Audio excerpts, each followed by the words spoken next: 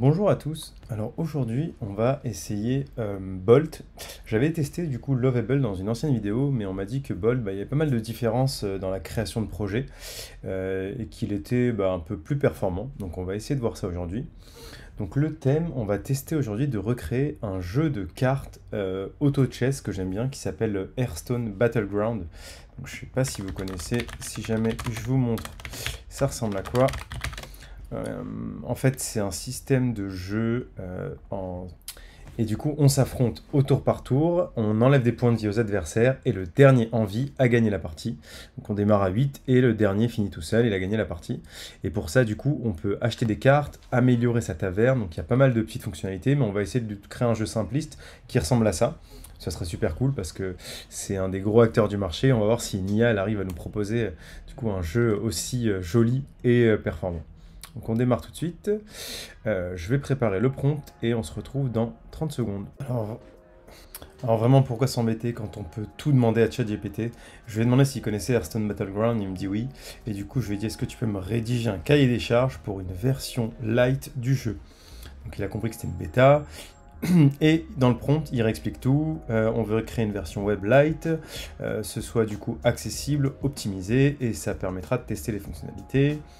L'objectif, c'est d'offrir une expérience fluide, de maintenir l'essence du jeu, d'assurer une compatibilité PC mobile. Donc ça, en fait, j'en ai pas besoin, parce qu'en vrai, on veut que ce soit juste pour PC. Interface épurée et réactive, accès rapide au lobby et aux parties, système de navigation simplifié, mode sombre et clair pour l'ergonomie. Ça aussi, on s'en fout. Et du coup, on va peut-être le lire ici, parce que je l'ai copié-collé, et mettre à jour ce qui nous intéresse ou pas. Compatibilité PC et mobile, on s'en fout. Les performances, ok. L'engagement des joueurs avec ces versions alléchées, pas besoin. Ce qu'on veut surtout pas, c'est le mode clair et sombre, ça nous intéresse pas. Sélection de héros parmi une liste réduite. Donc en fait, il connaît déjà tous les héros du jeu. Marché de serviteurs avec rafraîchissement, combat automatique, fonctionnalité de fusion de serviteurs pour former les versions améliorées. On va lui préciser, parce que dans le jeu, c'est 3 serviteurs pour l'amélioration. S'il ne le sait pas. Multijoueur, partie asynchrone, non. Lobby de 8 joueurs, système de matchmaking léger. Ah putain, il va faire vraiment le jeu complet avec la version en ligne. Alors on va peut-être lui dire, si c'est trop complexe, fais une partie en local avec des bots. Et du coup, pas d'animation complexe, compatibilité avec les navigateurs récents, adaptabilité mobile, technologie suggérée, React plus WebSocket, backend léger, stockage cloud, alors stockage cloud on va peut-être l'enlever pour l'instant, et gestion des comptes, on va l'enlever aussi. C'est parti, on va voir ce qui nous sort pour un premier jet. Je me connecte avec Google et on retrouve ça tout de suite. Du coup c'est parti, on lance le prompt et on va voir ce qu'il arrive à nous faire. C'est parti. Donc là, il est vraiment en train de créer, découper l'interface, le board, le shop. C'est assez fou parce qu'il y a plein de règles du jeu que j'ai pas précisées et du coup, il a réussi à les comprendre automatiquement. Il a créé des petits personnages. Je suis pressé de voir en action ce que ça donne. Ok. Donc là, j'ai 10 coins. Qu'est-ce que je peux faire? Je vais acheter ça. Ok, donc là en fait il a fait vraiment le socle de base où il a affiché l'interface avec du coup le fait qu'on puisse rafraîchir le board de cartes qu'on peut acheter. Donc c'est cool, on peut acheter des cartes et ça les ajoute ici. Donc c'est génial et il nous propose en fait dans quelle direction on veut aller pour la... Et donc on peut voir qu'il nous a fourni l'interface basique du jeu, sans développer les axes plus spécifiques, comme du coup rajouter plusieurs personnages. Donc là en fait on n'a qu'un seul personnage à acheter et un seul héros. Donc en gros il nous dit est-ce que tu veux que je continue sur les mécaniques de corps et du coup on va tester peut-être 2 mécaniques pour voir est-ce qu'il arrive à aller un peu plus loin. Donc on va lui demander la première d'ajouter un peu plus de personnages et de héros. Yes, continue on more minions and Heroes Selection. C'est parti. Alors là, il implémente du coup le mécanisme de sélection de héros. Il refait un composant shop. Je ne sais pas pourquoi il réécrit tout, mais il n'arrive pas à réutiliser. Si les coins sont inférieurs ou égaux à 3, on ne peut pas acheter. il rajoute les différentes phases du jeu. Je pense que c'est assez cool de voir comment il réfléchit et il organise ça. Je trouve ça assez intéressant. Et là, je vois du coup une ligne de code. S'il n'y a pas de current player, on va pouvoir sélectionner son héros. C'est parti. Donc là, je choisis mon héros. On va prendre Queen H. Sarah. C'est parti. Et donc là, ouais, il y a des personnages. Donc on va acheter lui. On va rafraîchir la taverne. Non, la taverne ne se rafraîchit pas. Donc on va lui demander deux petits soucis là-dessus. Alors, there is an issue.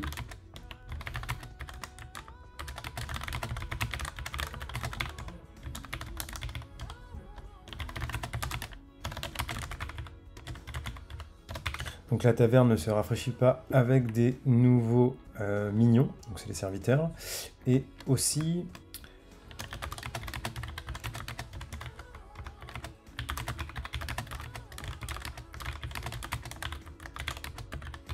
Et du coup, quand on achète un serviteur, il doit disparaître de la taverne pour qu'on puisse, on rafraîchit si on en veut un deuxième. Parce que là, en fait, ça veut dire que je peux acheter 3 fois ce mignon-là, et c'est pas le concept du jeu. Vous pouvez les rechercher, les mignons, et c'est ça qui complexifie le jeu. C'est parti. On va voir est-ce qu'il arrive du coup à résoudre ce premier bug, ou est-ce qu'on va s'arrêter là pour la vidéo, s'il n'arrive pas à aller plus loin. En fait, je veux pas mettre les mains dans le code, je veux vraiment juste le laisser trouver et deviner les erreurs et corriger potentiellement les soucis qu'on a. Et ça serait cool s'il arrive déjà à corriger cette première phase en vraiment modifiant au bon endroit. Donc ce qu'il a modifié, quand on achète un mignon, il est remove du shop et replace with a new random minion. Ah non, non, c'est pas ça. All minion with a new random one. The shop contain 5 minions. Ok, hop, ok, c'est cool. Quand je refresh, ça change, parfait. Donc je vais lui dire when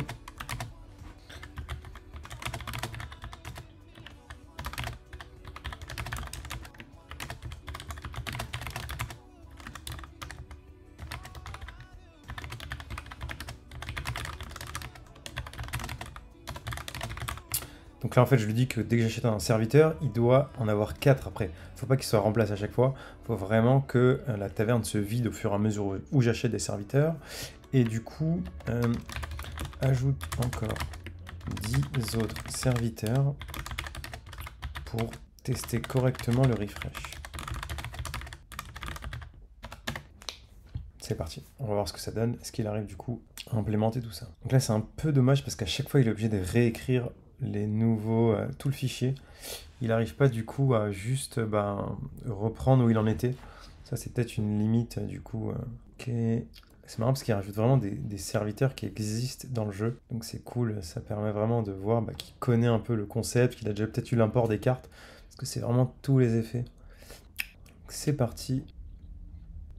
Ouais, il réécrit vraiment tout le fichier. Et il n'arrive pas à juste faire l'update au bon endroit. C'est peut-être pour ça. Enfin, ça gagnera un temps vraiment énorme de situer à l'endroit où il a ajouté des minions de tier 1 et tier 2. Ok, update de shop logique. Quand tu achètes un minion, il est bien retiré du shop. C'est parti. Donc je vais prendre le poisson. Cool.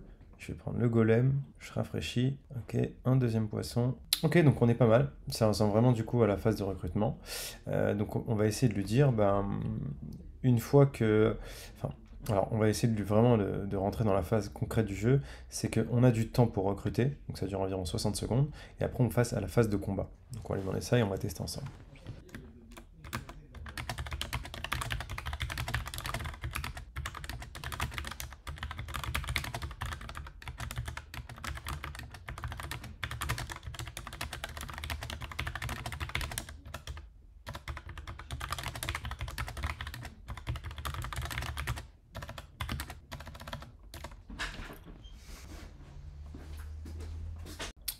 Donc on va tester la dernière phase, on va lui dire que maintenant on a du temps pour recruter, et on va voir s'il arrive à nous créer un premier draft de la phase de combat.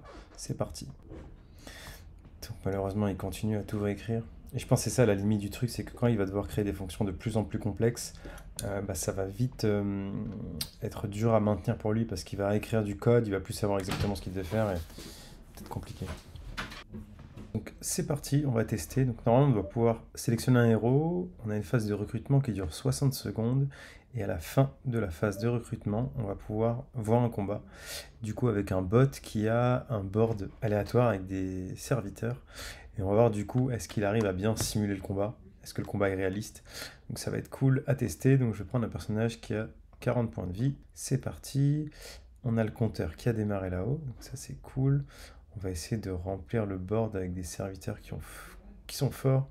Donc il a 2 d'attaque, 3 de vie. 2 d'attaque, 3 de vie. On va acheter lui. On va acheter lui. On va rafraîchir une fois la taverne. Donc là on a 4 pièces. Rafraîchir ça coûte une pièce. Et à la fin il nous en restera 3. Et on va acheter du coup un deuxième poisson. C'est bon, donc on a notre board qui est prêt. Il nous reste 30 secondes à jouer. On va du coup se retrouver pour le début du combat. C'est parti, le combat va démarrer. Ah ouais, ok. Donc là il s'est passé un truc. On a gagné, on a fait un dommage. Et on n'a rien vu, on n'a pas vu le board de l'adversaire. Donc il a sûrement basé cette étape-là.